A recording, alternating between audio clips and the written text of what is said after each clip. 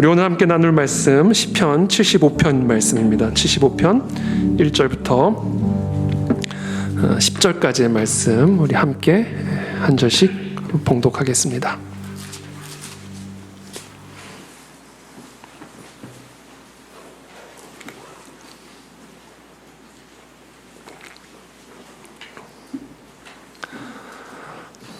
시편이 좀 짧으면 제가 기분이 되게 좋아져요. 그래서 이번 시편 75편은 짧고 다음 주는 조금 더 길어지고 그 다음 주는 더 길어지는데 더 큰 은혜가 있을 줄로 믿습니다. 시편 75편 우리 한 절씩 저 여러분들이 교독하겠습니다. 하나님이여 우리가 주께 감사하고 감사함은 주의 이름이 가까움이라 사람들이 주의 기이한 일들을 전파하나이다.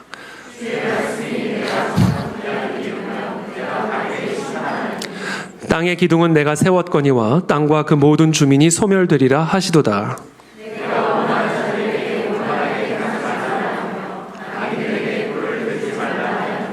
너희 뿔을 높이 들지 말며 교만한 목으로 말하지 말지어다.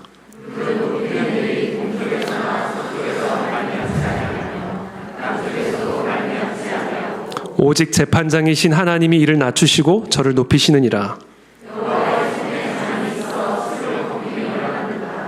속에 섞은 것이 가득한 그 잔을 하나님이 쏟아내시나 실로 그 찌꺼기까지도 땅의 모든 악인이 기울여 마시리로다.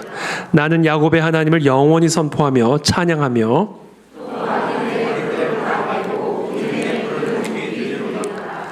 아멘. 네, 오늘 시편 75편 하나님의 사람을 위한 표적이라는 주제를 가지고 오늘 하나님의 말씀 함께 나누도록 하겠습니다. 목소리가 좀 쉬었죠? 네. 75편 1절입니다. 우리 함께 읽겠습니다. 시작. 주의 이름이 가까움이라 사람들이 주의 기이한 일들을 전파하나이다. 아멘. 자, 오늘 시편은 하나님께 올려드리는 감사의 찬송으로 시작을 하고 있습니다. 지금 시편 기자의 마음 상태는 하나님을 향한 감사로 충만한 상태입니다. 저는 우리의 마음이 그렇게 하나님을 향한 감사한 마음으로 충만하게 되기를 축복합니다. 그때 가장 행복한 것 같아요.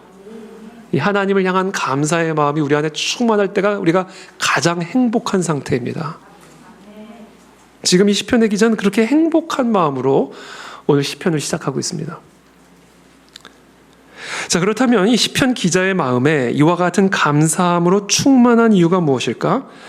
이렇게 고백하죠. 하나님이 우리가 주께 감사하고 감사함은 주의 이름이 가까움이라. 지금 이 시편 기자의 마음에 이와 같은 감사함으로 충만한 이유는 주의 이름이 지금 나와 가까이 있음을 깨달았기 때문입니다. 자, 그렇다면 주의 이름이 나와 가까이 있다라는 것은 무슨 의미일까? 마태복음 1장 23절에 보면 이런 말씀이 있습니다. 보라, 처녀가 잉태하여 아들을 낳을 것이요 그의 이름은 임마누엘이라 하리라 하셨으니 이를 번역한즉 하나님이 우리와 함께 계시다 함이라. 주의 이름은 임마누엘, 그리고 그 임마누엘의 의미는 우리와 함께 하시는 하나님이십니다. 그러므로 지금 주의 이름이 가깝다. 그래서 내가 내 마음에 하나님을 향한 감사가 충만하다 라고 고백한 것은 결국 무엇을 의미하는가? 지금 이 시편의 기자는 깨달은 거예요. 하나님이 지금 나와 함께 하신다. 하나님이 지금 나와 함께하고 계신다라는 사실을 깨닫는 순간 이 시편 기자의 마음에는 하나님을 향한 감사함으로 충만한 상태가 된 겁니다. 여러분, 어떤 상황 가운데 있든지요, 하나님이, 그 전능하신 하나님이 지금 나와 함께 계신다는 사실을 깨닫게 되는 순간 우리의 마음엔 그 하나님을 향한 감사함으로 충만하게 되어 있습니다. 저는 오늘 그것을 깨닫는 밤이 되시기를 축복합니다. 하나님이 우리가 주께 감사하고 감사함은 주의 이름이 가까우리라. 하나님이 나와 함께하고 계심을 깨달은 거예요. 자, 그렇다면 시편 기자는 도대체 무엇을 보고 하나님이 지금 나와 함께하고 계심을 깨달은 것일까? 여러분, 하나님이 나와 함께하고 계신다는 것을 깨달을 때는요, 저와 여러분들이 다 경험해 보셔서 아시겠지만 증거가 있습니다. 하나님이 지금 나와 함께하고 계신다라는 증거가 있기 때문에 그걸 깨닫게 되는 거예요. 당연한 거 아니겠습니까? 하나님이, 전능하신 하나님이 나와 함께하고 계시면 바람이 불어도 바람이 분 걸 내가 느끼는데, 여러분, 전능하신 여호와 하나님이 나와 함께하고 계신데 그것을 우리가 못 느낀다? 있을 수 없는 일이죠. 도대체 무엇을 보고 이 시편의 기자는 하나님이 나와 함께하고 계시는 것을 깨달았을까? 1절의 말씀이죠. 하나님이여 우리가 주께 감사하고 감사함은 주의 이름이 가까움이라 사람들이 주의 기이한 일들을 전파하나이다. 하나님의 기이한 일을 통하여 하나님이 지금 나와 함께하고 계심을 깨닫게 된 겁니다. 하나님이 지금 나와 함께하고 계심을 나타내는 그 하나님의 기이한 일, 그것을 우리는 표적이라고 부르는 표적. 마가복음 16장 17절부터 18절입니다. 믿는 자들에게는 이런 표적이 따르리니 곧 그들이 내 이름으로 귀신을 쫓아내며 새 방언을 말하며 뱀을 집어올리며 무슨 독을 마실지라도 해를 받지 아니하며 병든 사람에게 손을 얹은 즉 나으리라 하시더라. 이것이 믿는 자들, 하나님이 함께 하시는 자들에게서 나타나는 표적이다. 표적. 이 표적을 보고 하나님이 지금 나와 함께하고 계심을 깨달은 거예요. 물론 표적은 지금 이 마가복음에서 말씀하신 이 표적에 국한된 것은 아니죠. 다양한 표적들이 있습니다. 근데 그것이 어떤 종류의 표적이든지 간에 그와 같은 표적을 통하여 정말 기이한, 하나님이 행하시는 기이한 일이라는 것을 깨닫는 그 순간, 아, 하나님이 지금 나와 함께하고 계시는구나 라는 것을 알게 되고, 그때 우리의 마음에 감사가 충만해진다. 여러분, 하나님이 지금 이 시간 이 순간 우리들과 함께 하시면 하나님이 지금 우리와 함께하고 계심을 나타내는 표적이 나타납니다. 오늘 그 표적을 경험하게 되기를 축복합니다. 우리가 하나님의 말씀을, 하나님의 말씀, 그렇죠? 하나님이 하시는 하나님의 말씀을 들을 때 그 말씀을 통해 좌우의 날선 검과 같은 하나님의 말씀이 우리의 심령에서 기이한 일을 행하실 때 때로는 마음에 강력한 찔림과 고통스러운 표적을 주시기도 합니다. 표적이에요, 표적. 고통이라는 표적이에요. 우리는 그 표적을 통해 하나님이 지금 나와 함께하고 계심을 깨닫게 되는 겁니다. 때로는 이 살아계신 하나님의 말씀이 우리의 마음에 임하셔서 위로를 주기도 하시고 평강을 주기도 하시는 회복의 표적을 보여주기도 하신다. 그래서 하나님의 말씀은 성경에 좌우의 날선 검과 같이 우리를 찌르는 표적으로 나타나기도 하시고 꿀과 같이 목마른 자에게 주시는 생수와 같이 우리의 영혼을 소성케 하는 생명수로 생명수의 표적으로도 나타나신 것이다. 표적입니다.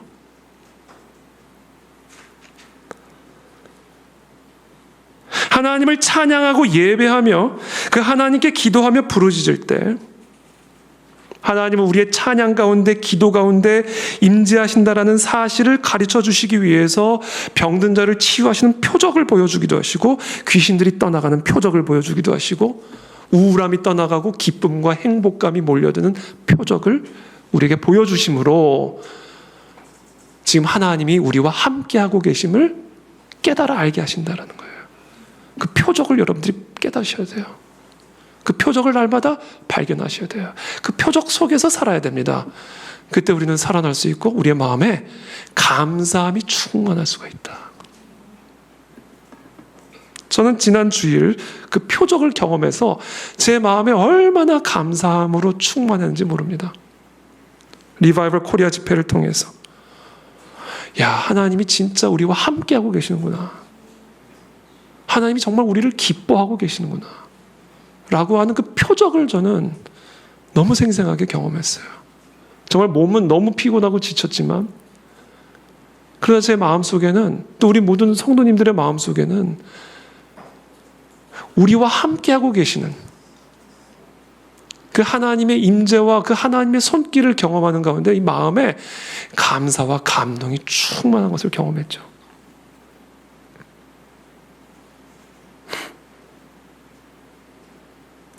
서울만 비가 안 왔다면서요. 어떤 분이 저한테 일기 그거를 보내주셨어요. 근데 정말 비구름이 서울만 빼고 전국을 다 둘러싸고 서울만 안 오더라고요. 서울만. 구름으로 쫙 가려주셔가지고. 저는 어저께 바로 가서 다음 집회 장소 물색하고 왔습니다.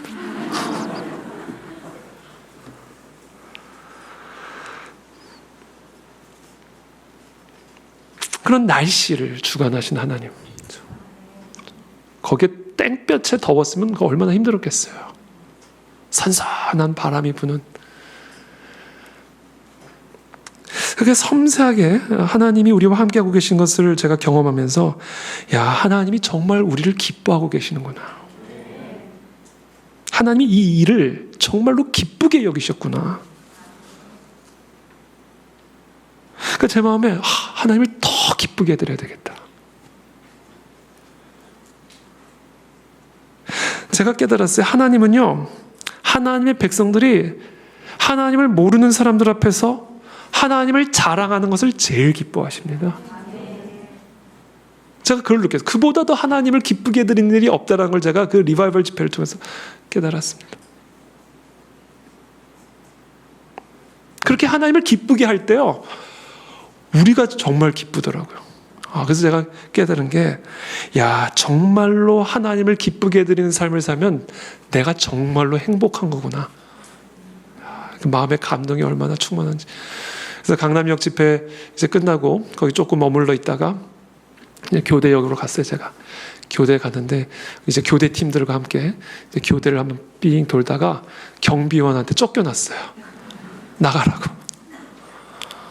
나가라 해서 또 우린 또 말을 잘 듣잖아요. 나가라면 나가야 되잖아요. 또 순순히 나가가지고 또 이렇게 이제 한 바퀴 교대역 바깥으로 삥 이제 우리 팀들이 도시고 또 그 문 앞에서 찬양하면서 사람들이 듣든 안 듣든 거기서 하나님의 이름을 찬양하고 자랑하는 거. 얼마나 하나님이 기뻐하시는지 제 마음에 감동이 넘쳤습니다. 그리고 나서 법원으로 갔어요. 법원에 갔더니 거기는 또 횡해요. 사람들이 없어요. 거기는. 주일에는 그 교대 쪽은 사람들이 많지가 않습니다. 다 법원이고 뭐 러펌이고 이래가지고. 근데 거기 제가 갔을 때는 한 4-5분이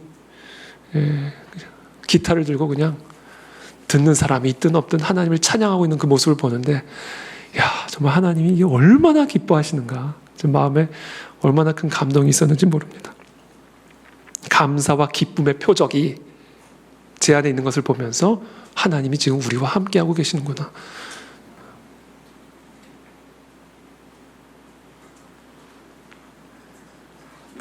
저는 그래서 우리 그 안에 진리교회가 그 안에 표적교회가 되기를 축복합니다. 하나님을 예배할 때마다 하나님의 기이한 표적들이 나타나고, 하나님의 말씀을 선포할 때마다 하나님이 우리와 함께 하시는 표적들이 나타나고, 하나님의 진리, 하나님의 좌우의 날선 검과 같은 말씀이 선포될 때마다 표적들이 우리의 심령 속에, 우리의 삶 속에 나타나고, 표적은 하나님이 우리와 함께하고 계심을 나타내는 증거입니다.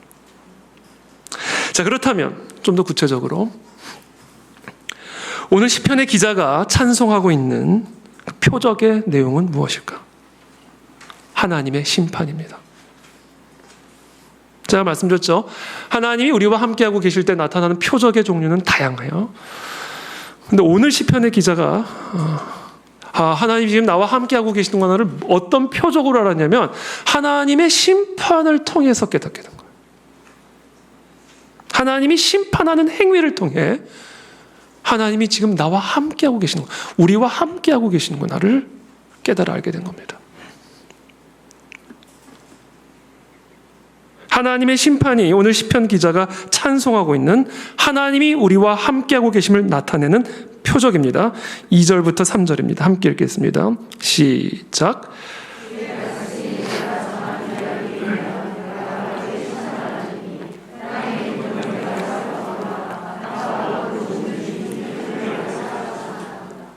아멘. 시편 기자가 지금 찬송하고 있는 주의 기이한 일이라는 것은 바로 하나님의 심판을 의미하는 것이고, 지금 하나님의 심판이 하나님이 나와 우리와 함께하고 계시는 표적이다라고 말씀하시는 거예요. 하나님의 본성 가운데 가장 중요한 본성 중에 하나가 심판입니다. 하나님의 심판, 심판자 하나님이십니다. 여러분은 하나님의 심판을 믿으십니까? 많은 그리스도인들은 이것을 제대로 믿지 않는 경향이 있습니다. 우리 그 안에 진리교회 성도님들은 지금 여러분들이 고백하신 것처럼 다 이 심판의 하나님을 믿고 있지만, 그러나 많은 그리스도인들이 그렇지 않은 경향들이 좀 있습니다. 사람들에게 하나님을 우리 아버지요, 친구요, 돕는 자라고 소개를 하면 좋아합니다. 얼굴이 밝아집니다.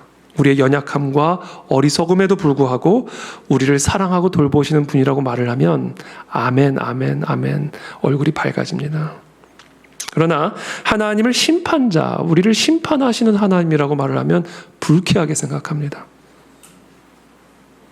축복하시는 하나님에 대해서는 두 팔을 벌리고 환영하지만 징계와 저주의 하나님에게는 등을 돌립니다. 그러나 성경에서 우리와 함께 하시는 하나님은 심판자 하나님이라는 사실보다 더 강조되고 있는 하나님의 성품이 없습니다. 하나님은 아담과 하와를 에덴 동산에서 쫓아내시고 그들이 지상에서 살아가는 삶을 저주하심으로 그들을 심판하셨습니다. 하나님은 홍수를 보내 인류를 멸하심으로써 노아 시대의 타락한 세상을 심판하셨습니다. 하나님은 소돔과 고모라를 자연재해로 심판하셨습니다. 하나님은 10가지 재앙을 내리심으로 애굽과 바로를 심판하셨습니다. 하나님은 이스라엘을 아수르와 바벨론의 통치 아래 두심으로써 하나님에게 충성하지 못한 북이스라엘과 남유다의 죄를 심판하셨습니다.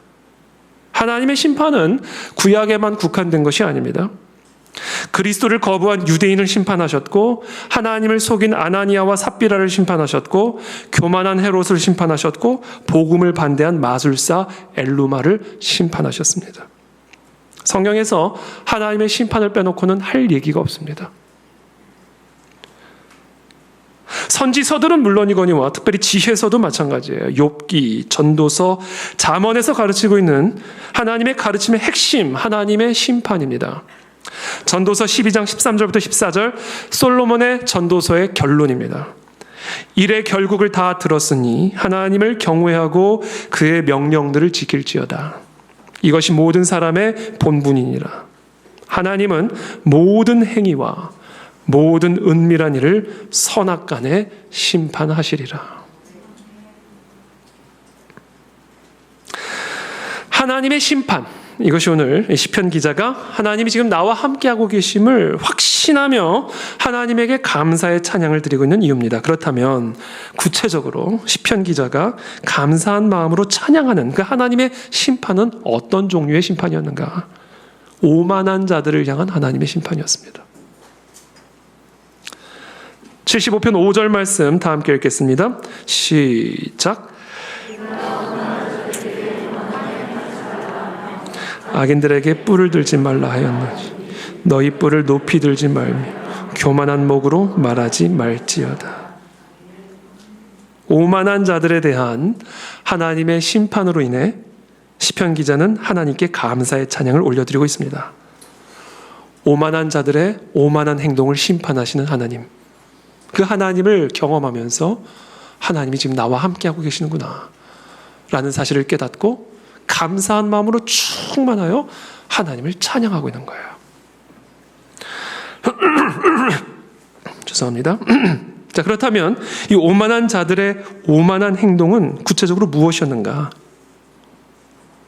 5절에 이렇게 말하죠. 내가 오만한 자들에게 오만하게 행하지 말라 하며, 이 오만한 자들의 오만한 행위는 뭐냐? 악인들에게 뿔을 드는, 악인들의 뿔을 드는 거예요. 악인들이 뿔을 드는 거. 악인들이 자신의 뿔을 높이 드는 거, 이게 오만한 자들의 오만한 행위였습니다. 내가 오만한 자들에게 오만하게 행하지 말라 하며 악인들에게 뿔을 들지 말라 하였노니 너희 뿔을 높이 들지 말며, 이게 오만한 행위예요. 악인들이 자신의 뿔을 높이 드는 거, 이게 오만한 자의 오만한 행위입니다. 여러분, 그렇다면 이 악인들의 뿔이 무엇일까를 제가 한번 묵상을 해봤어요. 이 악인들의 뿔, 뿔. 이런 뿔의 용도가 뭐죠? 여러분 황소 이거 보셨죠? 이 뿔의 용도가 뭐죠? 들이받는 겁니다. 뿔의 용도는요, 들이받는 거예요.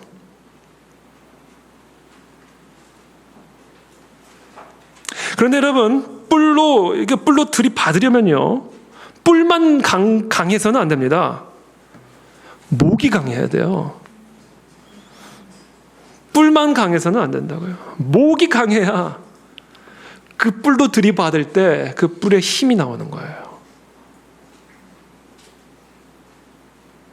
그 뿔로 강하게 들이받기 위해서는 목이 튼튼해야 됩니다. 그렇다면 그 들이받는 뿔을 든든하게 뒷받침해주는 목은 어떤 목인가? 교만한 목이다. 교만한 목. 내가 오만한 자들에게 오만하게 행하지 말라 하며 악인들에게 뿔을 들지 말라 하였노니 너희 뿔을 높이 들지 말며 교만한 목으로 말하지 말지어다. 교만한 목이 든든하게 뒷받침을 해줘야 힘있게 그 뿔로 들이받을 수가 있는 겁니다. 뿔의 힘은 교만한 목에 있습니다.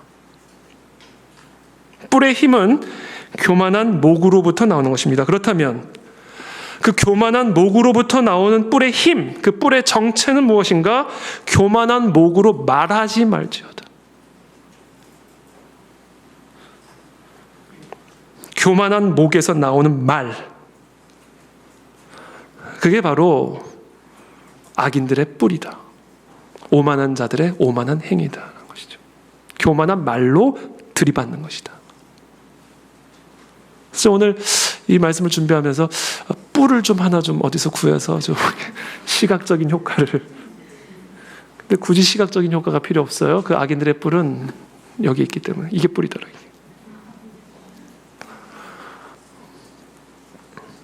이 부드러운 혀가, 이 부드러운 입술이 들이받는 뿔이다라는 거죠. 그리고 그 뿔의 힘은 교만한 목에서부터 나온다.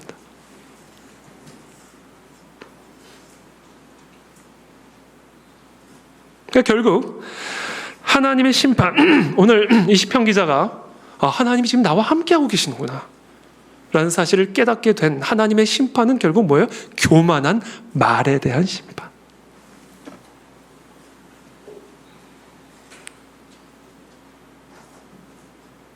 그와 같은 하나님의 심판을 통해 시편 기자는 하나님이 지금 우리와 함께하고 계심을 깨닫게 된 거예요.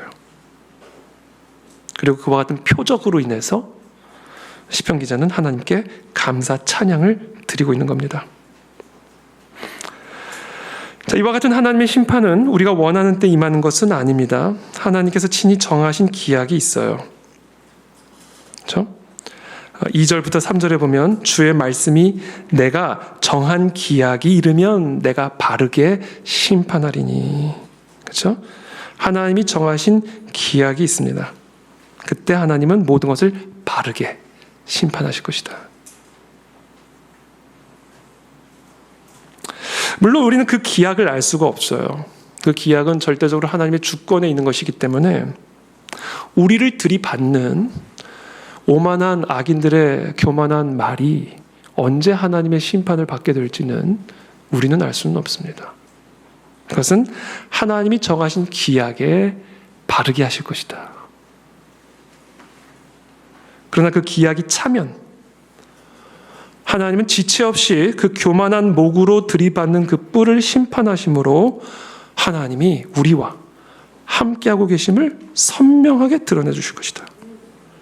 그러므로 그 정하신 기약이 이를 때까지 잠잠히 기다리며 오만한 자의 입을 심판하실 하나님께 감사 찬양을 드리며 기다리는 것이 하나님이 오늘 저와 여러분들에게 요구하고 계시는 믿음입니다.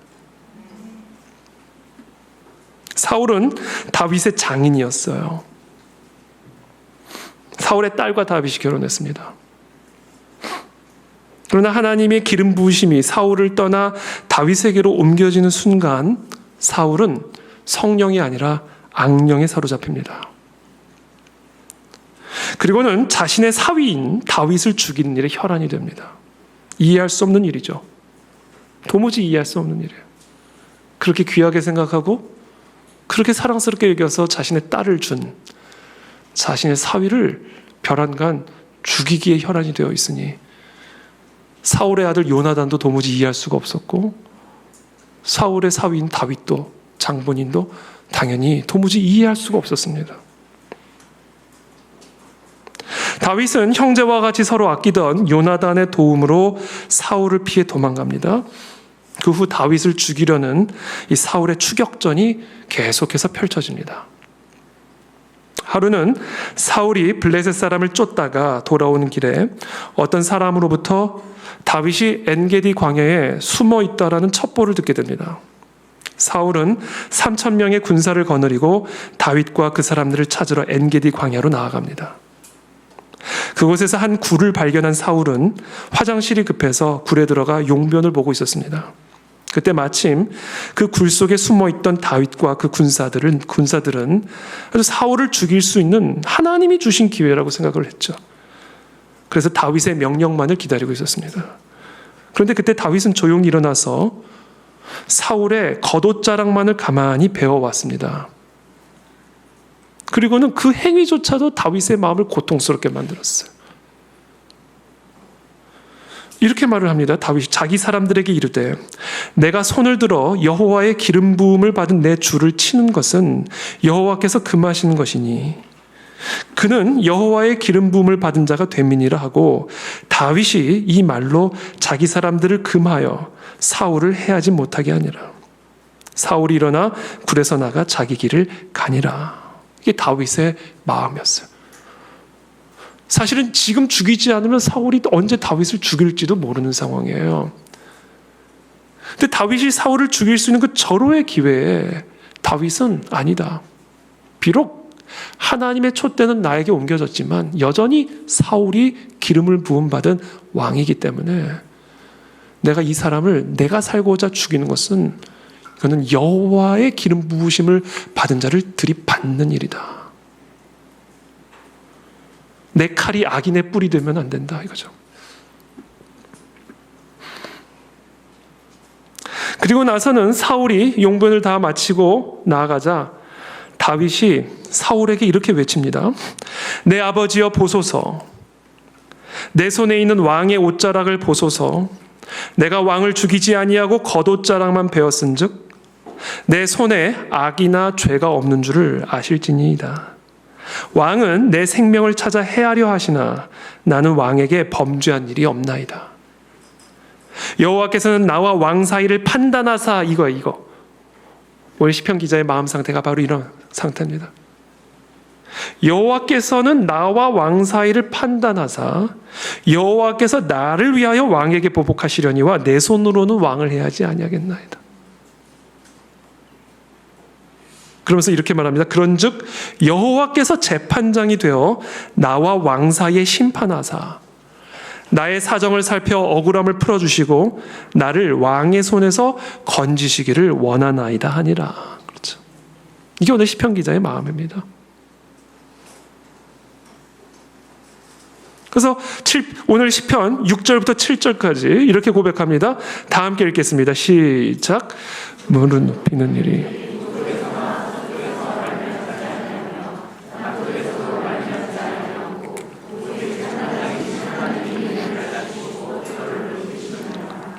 아멘. 그거예요. 살고 죽는 거 다 하나님의 손에 달려있는 문제다. 그러면 하나님이 친히 재판장이 되어주셔서 나와 왕 사이를 심판하실 것이니 내가 재판장 노릇하지 않겠다. 무릇 높이는 일이 동쪽에서나 서쪽에서 말미암지 아니하며 남쪽에서도 말미암지 아니하고 오직 재판장이신 하나님이 이를 낮추시고 저를 높이시느니라. 여러분, 하나님의 심판은 높은 자를 낮추고 낮은 자를 높이는 방식으로 이루어집니다. 멸시받던 자를 존귀하게 높여주시고 존귀함을 받던 자들을 멸시받는 낮은 자리로 낮추심으로써 하나님은 하나님의 심판을 행하십니다. 그것이 하나님이 행하시는 기이한 일이에요. 요셉, 요셉의 형들에 의해서 애굽의 노예로 팔려가죠. 결국 애굽의 총리가 되었고, 요셉을 팔았던 형들은 세계적인 기근으로 인해 식량을 얻기 위해 요셉 앞에 서게 되는 낮고 낮은 자리에 처하게 되는 것이죠. 하나님의 심판이죠. 기이한 일이죠. 하만, 자신에게 절을 하지 않은 유대인 포로 모르드게에게 분노한 하만이 모르드게와 모든 유대 민족을 멸절시킬 계획을 짭니다. 결국 모든 진행들이 순조롭게 진행이 되어 높은 장대를 준비하여 모르드게를 죽일 만반의 준비를 끝냈는데 그 장대에 매달린 사람은 하만이 되었습니다. 하나님의 기이한 일이죠. 하나님은 선악간에 은밀한 모든 계획과 일들을 심판하시는 분이시다. 그것이 바로 하나님의 기이한 일이에요. 그게 하나님이 지금 모르드게와 함께하고 계시고 요셉과 함께하고 계시고 우리들과 함께하고 계시는 표적이다라는 거예요. 표적.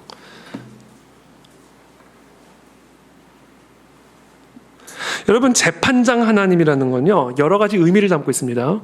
일단 주권자다. 하나님은 주권자다라는 것을 의미합니다. 재판장이라는 것은 하나님이 주권자다. 역대상 29장 11절이죠. 여호와여, 위대하심과 권능과 영광과 승리와 위엄이 다 주께 속하였으니 천지에 있는 것이 다 주의 것이로소이다. 여호와여, 주권도 주께 속하였으니 주는 높으사 만물의 머리이심이니이다. 하나님은 주권자세요. 그래서 재판하고 판결을 내리십니다. 하늘의 군대에게든지 땅의 사람에게든지 그는 자기 뜻대로 행하시나니 그의 손을 금하든지 혹시 이르기를 네가 무엇을 하느냐고 할 자가 아무도 없도다. 최고의 왕인 느부갓네살을 짐승처럼 낮추시는 하나님, 주권자 하나님이시죠.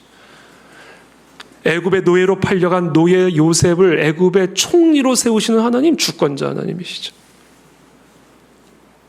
당대 최고의 권력자였던 하만을 모르드게를 달려고 했던 장대에 매다시는 하나님, 주권자 하나님이세요. 재판장 하나님은 주권자 하나님이십니다. 또한 재판장 하나님은 주권자 하나님일 뿐만 아니라 선하고 의로우신 하나님이세요. 그래서 하나님의 주권은요, 선을 추구하는 방식으로 이루어집니다. 악을 심판하시는 방식으로 이루어집니다.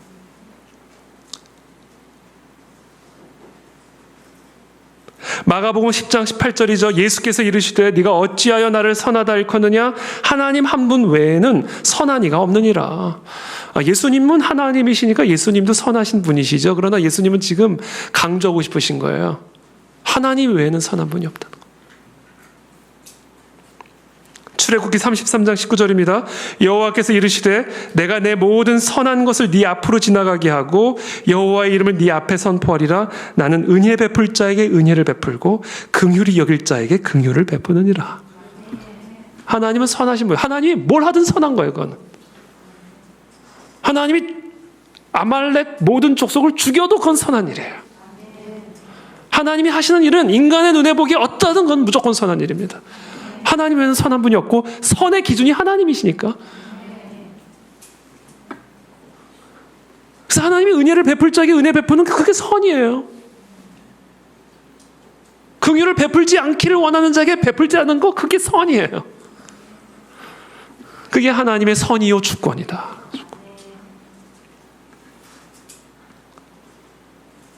뿐만 아닙니다. 하나님은 주권을 가지고 선을 심판하고 악을 심판하시는데, 선과 악을 심판하시는데, 선과 악을 분별하여 심판하실 뿐만 아니라 진실을 분별하셔서 심판하십니다.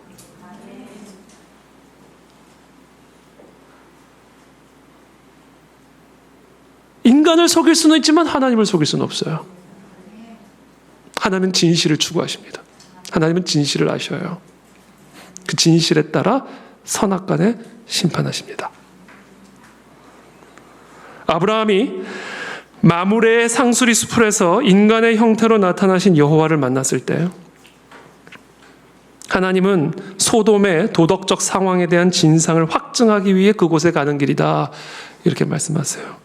창세기 18장 20절입니다. 여호와께서 또 이르시되 소돔과 고모라에 대한 부르짖음이 크고 그 죄악이 심히 무거우니 내가 이제 내려가서 그 모든 행한 것이 과연 내게 들린 부르짖음과 같은지 그렇지 않은지 내가 보고 알려하노라.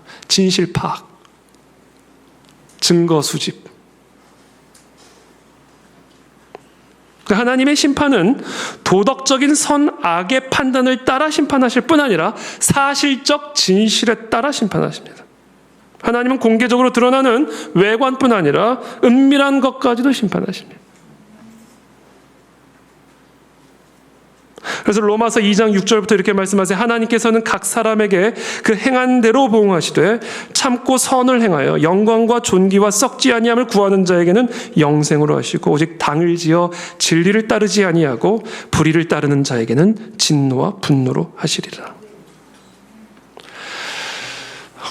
여러분, 근데 지금 오늘 심판에 대한 얘기를 하고 있는데 이와 같은 하나님의 심판은요, 우리들에게 말할 수 없는 위로와 기대를 줍니다. 모든 것들을 바로 잡아주실 것이다. 모든 잘못이 언젠가는 바로 잡혀질 것이다. 라는 것을 보증해 줍니다. 그래서 이 심판자 하나님은 오만한 자의 오만한 행위와 악인들의 뿔과 교만한 목의 말로 인해 고통과 신음 가운데 있는 사람들의 삶에 든든한 버팀목이 되어주는 거예요. 버티시길 축복합니다. 여러분, 우리가 인생 살다 보면 억울한 일이 얼마나 많습니까? 억울한 일이 얼마나 많아요. 그 억울한 일들이 우리의 마음에 얼마나 큰 멍을 가져다 줍니까? 근데 이 심판자 하나님은 그 모든 것들을 바로잡아줄 날이 반드시 올 것을 보증해주고 있는 거예요. 시편 75편 8절입니다. 여호와의 손에 잔이 있어 술 거품이 일어나는도다. 속에 섞은 것이 가득한 그 잔을 하나님이 쏟아내시나니 실로 그 찌꺼기까지도 땅의 모든 악인이 기울여 마시리로다. 심판자 여호와의 손에 잔이 있어요. 근데 그 잔에 술 거품이 일어난다, 이렇게 되어 있습니다. 술 거품이 일어나는 이유는 그 술에 무언가를 섞은 것이 있었기 때문입니다. 제 추측은, 이건 추측입니다만 폭탄주다, 이거는. 추측입니다. 섞은 거예요, 술을. 독주입니다.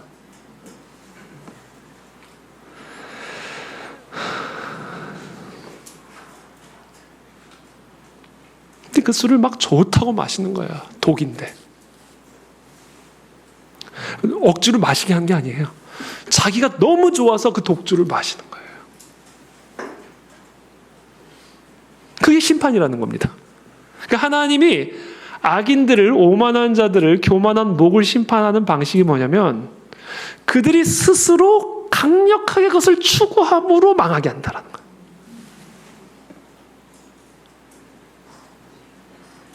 포도주를 억지로 마시는 사람이 어디 있어요? 다 좋아서 마시지. 자발적으로 자신의 기쁨과 만족을 위해서 막 마시는 거예요. 근데 그게 나를 죽이는 거다. 그게 하나님의 심판이다라는 거예요. 그러니까 지금 이 비유, 이 술거품이 일어나서 그것을 막 찌꺼기까지 다 들이키고 있는 이 악인들의 이 모습은 결국 뭐예요? 이 악인들이, 이 오만한 자들이, 교만한 목을 가지는 자들이 온 힘과 온 뜻을 다하여 그 뿔을 높이 들고 심판을 향해 달려나가는 황소떼들을 보여주고, 황소떼들. 이 성경에 보면 이 돼지떼들이 귀신이 들려가지고요, 바다로 몰려가자, 몰살당하잖아요. 돼지가 왜 바다로 들어갑니까? 그런 형국인 거예요. 이 오만한 자들이, 이 악인들이 뿔을 높이 들고요, 바다로 달려 들어가나, 바다로.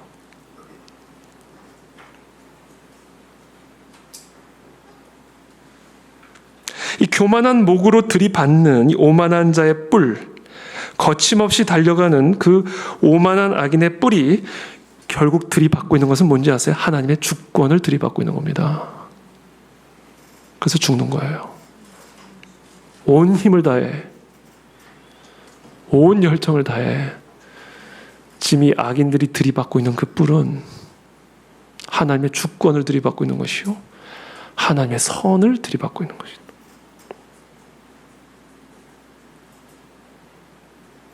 그래서 결국은 그 오만한 자의 목이 부러질 것이고 그 뿔이 잘려나가게 될 것이다. 그게 지금 하나님이 우리와 함께하고 계심을 나타내는 표적이다.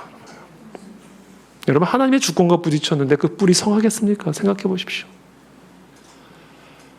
온 힘으로 달려서 하나님의 주권을 들이받았는데 그 목이 남아나겠냐고요.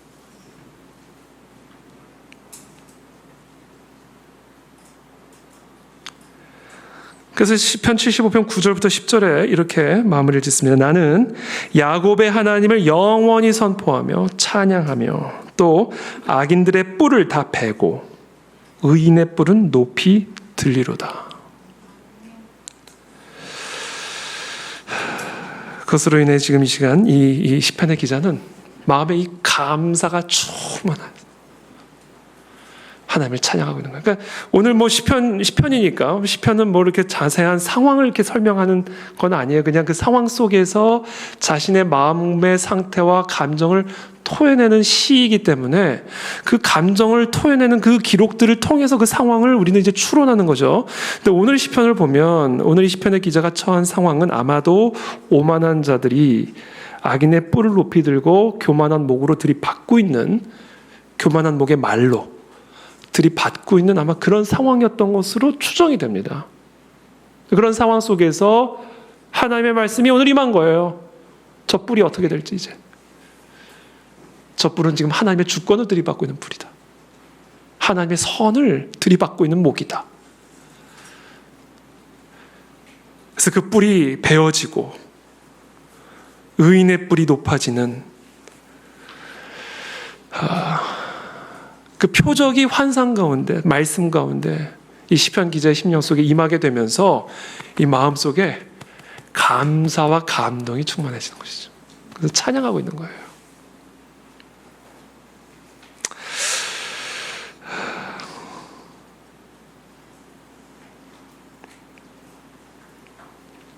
그래서 여러분, 우리가 이제 살다 보면, 저와 여러분들이 삶을 살다 보면 뭐 예외 없습니다. 우리 모두가 다 억울한 일을 당하기도 하고, 저 오늘 오만한 자의 그 교만한 목으로 들이받치는 그런 경험들도 우리가 하게 되죠. 근데 그런 상황 속에서 저와 여러분들이 기억해야 할 것은 하나님은 모든 일에 선악간에 심판하시는 재판장이십니다. 그래서 저와 여러분들이 하나님의 사람으로 하나님 앞에 서 있기만 한다면 저와 여러분들을 치는 그 교만한 목은 하나님의 주권을 치는 목이 될 것이고 하나님의 선하심을 치는 뿔이 될 것이죠. 그리고 그 뿔은 베어질 것이고 그 목은 부러질 것입니다. 그러면 우리는 그 하나님을 찬양하시길 축복합니다. 그래서 오늘 이 밤에 그와 같은 하나님을 높여드리며 우리의 마음에 감사와 감동으로 충만하여 우리의 삶을 계속해서 힘있게 정진해 나아가시게 되기를 예수님의 이름으로 축복합니다. 기도하며 나아가겠습니다.